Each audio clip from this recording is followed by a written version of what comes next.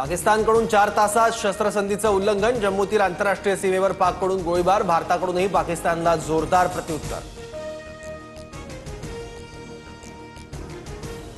पाकिस्तानकडून शस्त्रसंधीच्या सामंजस्य कराराचं उल्लंघन, पाक सरकारनं परिस्थितीचं गांभीर्य लक्षात घेऊन अतिक्रमण थांबवावं, कारवाई करावी, परराष्ट्र मंत्रालयानं पाकिस्तानला सुनावलं।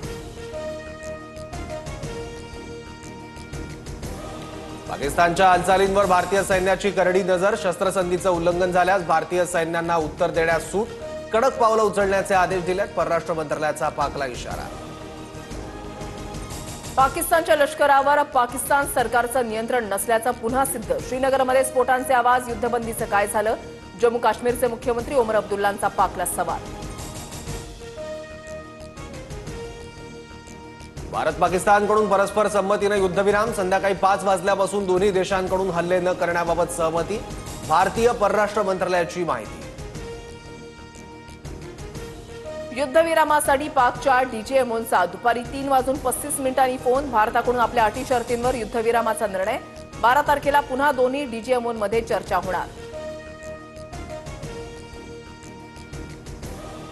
युद्धविरामानंतर पंतप्रधान नरेंद्र मोदींच्या निवासस्थानची पाऊण तास बैठक, राजनाथ सिंग, अजित डोवालांसह सीडीएस प्रमुख उपस्थित, तिन्ही सेनेच्या प्रमुखांचीही बैठकीसाठी हजेरी।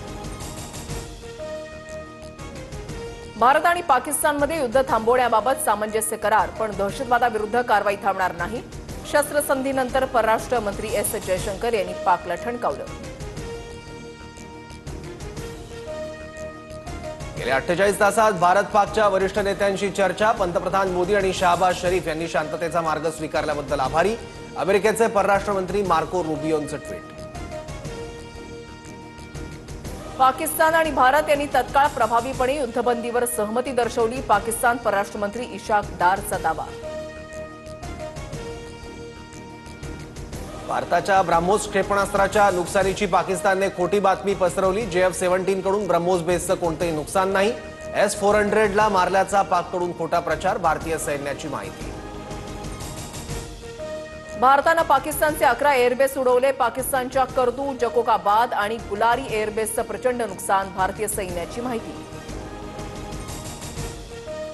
भारत पाकिस्तानमध्ये लष्करी कारवाई थांबवण्यावर एकमत, मात्र सिंधू जलकरार स्थगितीचा भारताचा निर्णय कायम असणार, 12 तारखेला डीजीएमओंमध्ये केवळ युद्धासंदर्भातच चर्चा होणार। युद्धविरामासंदर्भात काँग्रेसची सर्वपक्षीय बैठकीची मागणी, संसदेचं विशेष अधिवेशन बोलवा, 18 दिवसांच्या घटनाक्रमाची माहिती द्या, काँग्रेसचे नेते जयराम रमेश यांची सरकारकडे मागणी।